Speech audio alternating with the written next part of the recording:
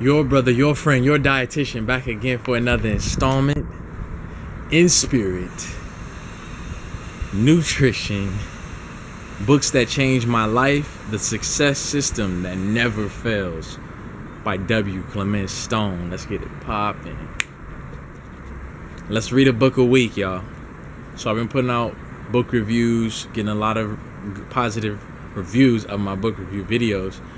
One of my latest books that I read is W. Clement Stone's The Success System That Never Fails. A lot of people know of W. Clement Stone from the famous book, Success Through a Positive Mental Attitude. He calls it PMA. He co-wrote that book with Napoleon Hill in 1960, I believe. And this book came out in 1962. The Success System That Never Fails by W. Clement Stone. This author is very interesting because he actually came from poverty. He came from poverty, but he is like in a Horatio Alger story. Horatio Alger is an author who wrote short stories about young boys coming from rags to riches and becoming great in America. America being a place where there's free enterprise, capital, things like that, where someone can go from nothing to something if they have the right mental attitude, or the RMA. W. Clement Stone lived to be 100 years old, and he married his high school sweetheart. He was married to her for 79 years. This man was happy, healthy, and wealthy. So if you ever want game, if you're a young millennial like myself, I love game. I live off of the game. I love game. So if you want game, you gotta read, you gotta study, you gotta sit and counsel with those that have what you want. I want to be happy. I'm pretty happy now, but I want to be happier. I want to be healthier. I'm pretty healthy now, but I want to be healthier. And I damn sure want to be wealthy. Good health and mad wealth, as I say. So I study the people who had that or who have it. So something crazy happened when Kobe Bryant retired. I read this dope article on ESPN about Kobe Bryant, his life, his legacy. But there was a portion of the article where it talked about how intense he was about studying his craft, and how when he was young, 18, 19, 20, coming into the game, he was a showboater. He was kind of like Michael Jordan in his prime in terms of how he was showing off, tongue out the mouth, hogging the ball. Everybody tore him down except for a few people. One of those prominent people that actually supported him, somebody you may have heard of by the name of Michael Jackson. Michael Jordan actually supported him too. That's why I said Michael Jordan, because he used to mentor Kobe. But another mentor of him was another great MJ, Michael Jackson. Michael Jackson invited him to his ranch, and he talked to him, sat him down and said, "Look, Kobe." He actually called him, and Kobe didn't believe it was Michael Jackson calling. He thought it was a prank, because Michael Jackson is like, Kobe's big, but Michael Jackson's the biggest, you know what I mean? It was a huge mourning when he passed. Michael Jackson is worldwide. So he sat down with him and said, "You remind me of myself. You remind me of a great version of myself, but just in a different form as a basketball player. Keep doing you." When everybody was tearing him down, when he was accused and allegedly had raped that girl, Michael Jackson came to him and said, "Keep doing what you're doing. Don't mind the naysayers.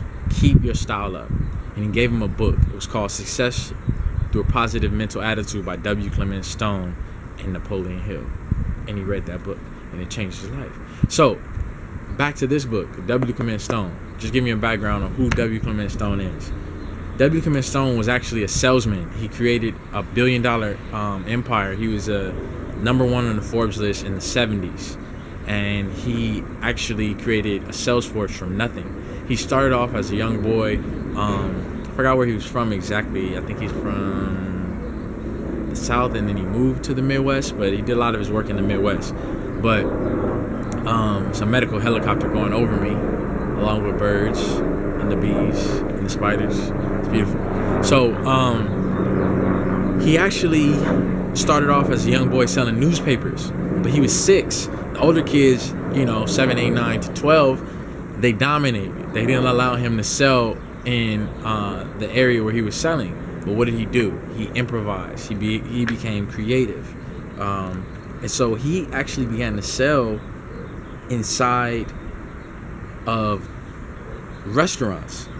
So he was going around and being he was improvising and being creative and saying, okay, let me try and sell inside of a restaurant. He learned how to sell from the other kids because he watched them, but he was kind of timid and they were aggressive and they didn't allow him to sell, so they stopped him from selling. But he would go into the restaurants and sell to the higher class, people in the nice restaurants. But he would sell a couple of newspapers and then the owner would come in, kick him out, shove him away. But then he would come right back in because he noticed, hey, I have a burning desire. I bought these newspapers on a loan, on credit. I have to pay the newspaper supplier back. Plus, I got to get my profit. I got to sell these newspapers. So he would go back in, sell, and he was clever. The way he sold, he would make people laugh in there. And the customers started smiling and laughing. And then here comes the boss, the manager, the owner. He came and kicked him out again. Then he would go back again. He was persistent. He started learning his know-how. He started getting his activity knowledge, meaning he started learning he started getting active knowledge, which is applied knowledge, knowledge gained only from experience, basically. So then he came back a third time after being kicked out, and the owner said, man, what's the use? This guy is too persistent. And also people were like laughing and they were saying, leave the kid alone, like let him sell. But what he realized, he had exclusive access to the restaurant and he would sell his newspapers, and he sold out in one day. So he learned a couple things. He learned the foundation of his success system that never fails. His success system that never fails includes 3 phases: inspiration to action, know-how, and activity knowledge. Inspiration to action is basically what it sounds like. Inspiration to action, motivation to a motivation or a burning desire to create something, to act. So it's enthusiasm, it's inspiration, it's being inspired, it's being enthused, whatever you want to call it. Know-how is actually gaining the knowledge on how to do something. So for example, you are inspired to play basketball, but you don't know how. So you read about it, you study the different moves on YouTube, things like that. You practice, in your backyard.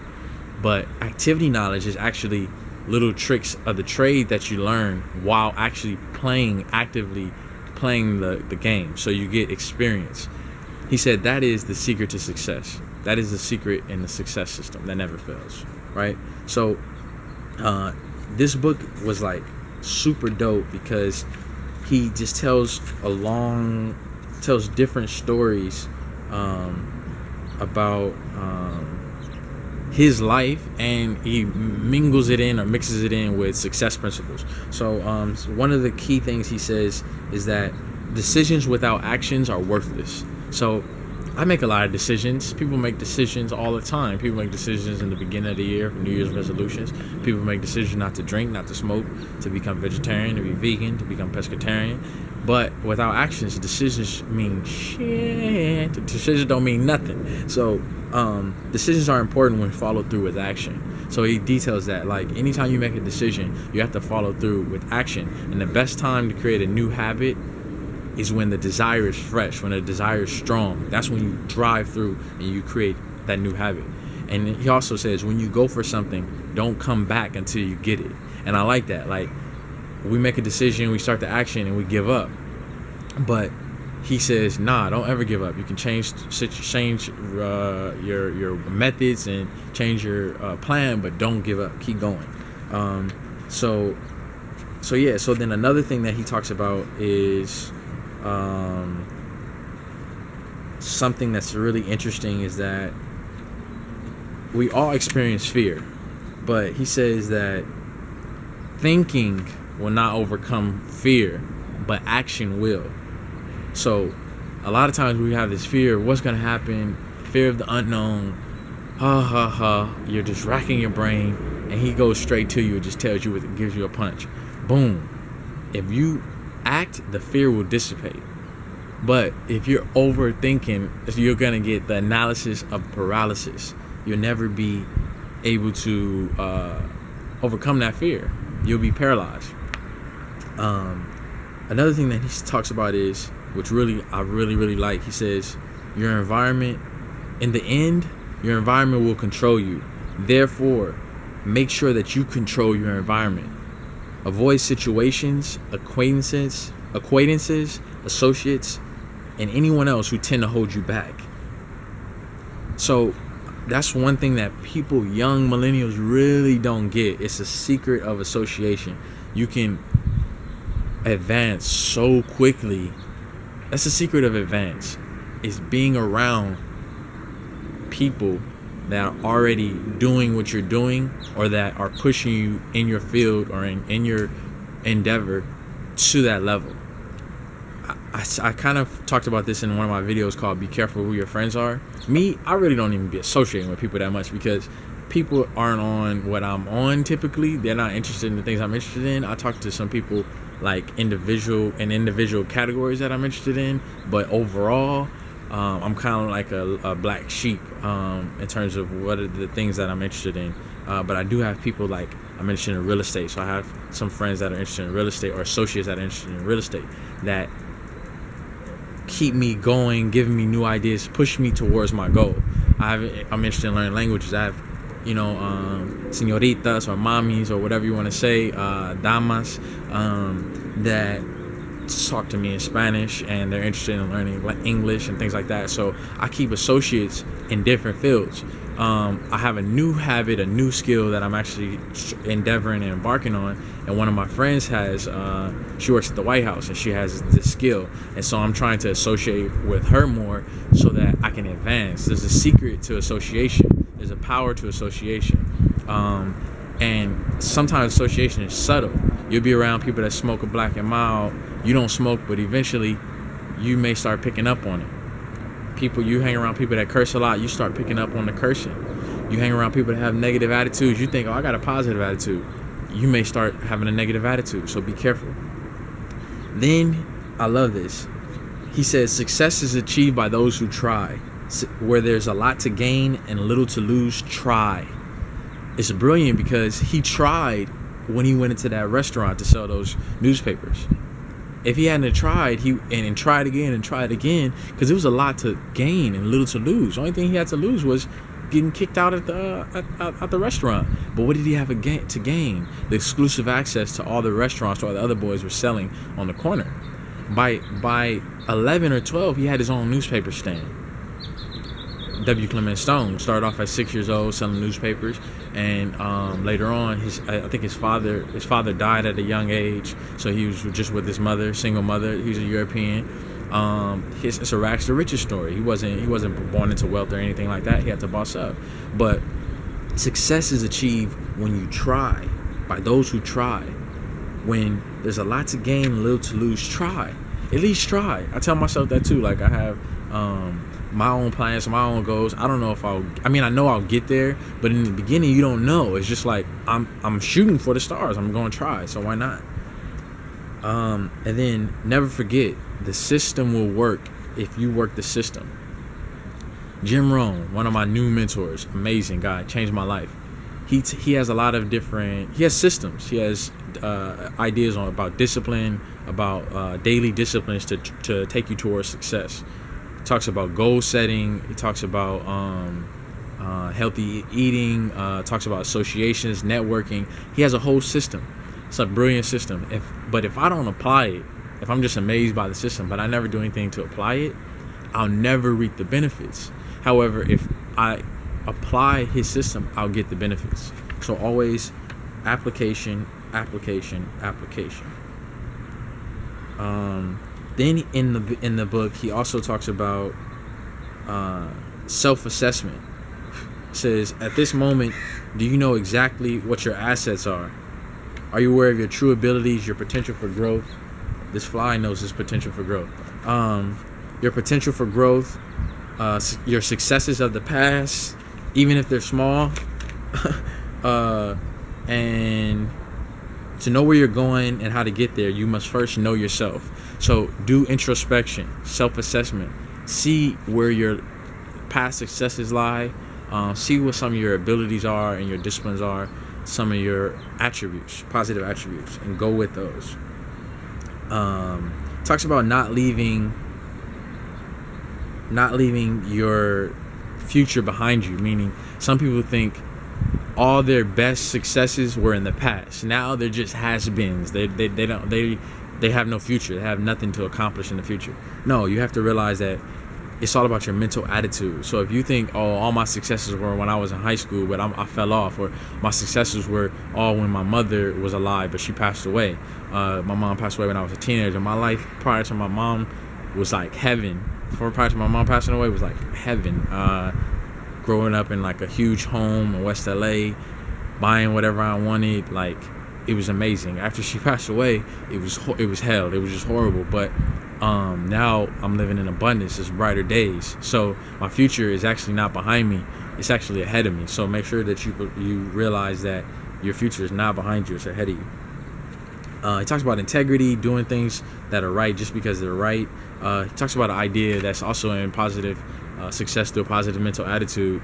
It's called inspirational dissatisfaction. So there's such thing of being dissatisfied and actually becoming inspired about your situation. Like, for example, there's somebody named Dave East. He's a new rapper, cold dude. I'm a young millennial. I love rap. I love hip hop. Therefore, I listen to Dave East. I got put on to Dave East by, I think I discovered him through listening to Nipsey Hussle. But Dave East, in one of his songs, he says, all I needed for motivation was Section 8.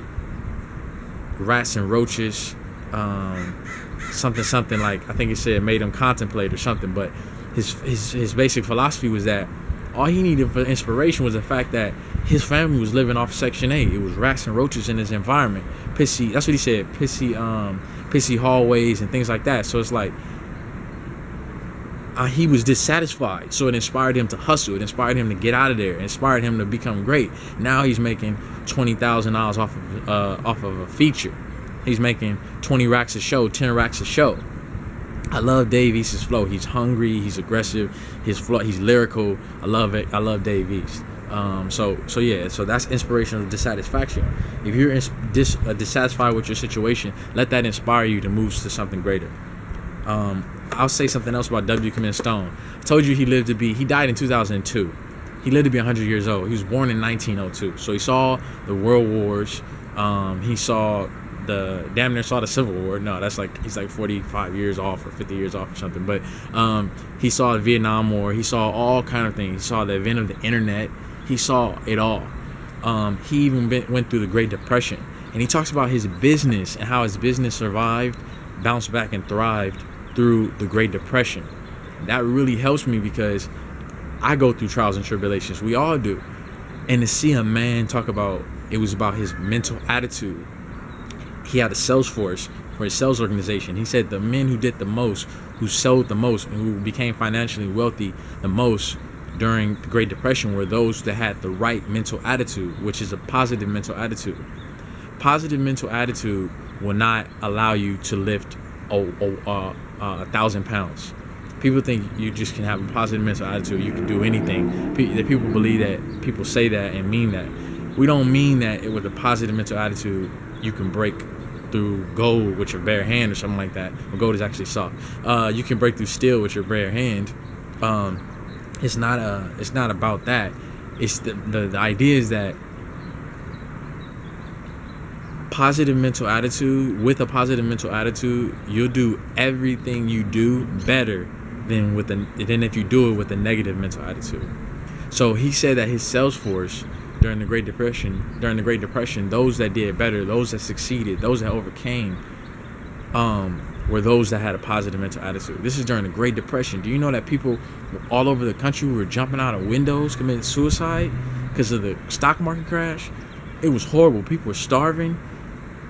It was horrible, and he made it through it. So it's really good to learn from a brother like that, and he became a millionaire afterwards. Inspirational dissatisfaction is a dynamic power. Make it work for you. If you're in a situation you don't want to be in, make it work for you. This game was like crazy. This part is, it takes less work to succeed than to fail. Man, this was a new idea for me. It's like a jewel. he talks about whenever he engages in an activity, he focuses in with concentrated energy on a given task. Focus your attention on it, and don't waste any efforts needlessly. Focus in, and then after you give some time of concentrated effort, attention and effort, then just relax, chill. And that's a secret, because it takes more energy to fail than it actually does to succeed. It takes less time to achieve success when you concentrate your thought and effort on learning a lot about a little and becoming an expert than when you dissipate your energies by trying to learn a little about a lot. So he breaks down the fact that basically you have to learn a little about a lot. He gives the analogy of or metaphor of a magnifying glass being placed on some shrubbery or on a log and having the sun down on the magnifying glass. If you have the magnifying glass and you're spreading it across the ground and the shrubs, but you never hold it steady, you're never gonna start a fire. If you even if you did start a fire, it would take the hottest day and it would take hours for you to start a fire. I don't know how long it would take. But as soon as you hold that magnifying glass steady in that one spot, poof, you get a fire, you get results. And so it takes less time to achieve than to actually fail. It takes less time to achieve success than to actually fail. It takes less effort to achieve success than to actually fail. And I like him putting out the idea of rest, because there's so many people that talk about sleeping for 2 hours and I don't get tired and this and that. No, he says give it your all, give it your concentrated effort, and then rest. Other things and topics he talks about is self-motivation, goal power. Goal power is just dynamic will. Basically becoming more dynamic, becoming more energetic, and how to develop that. It talks about the importance of acquiring knowledge and information, mastering your craft.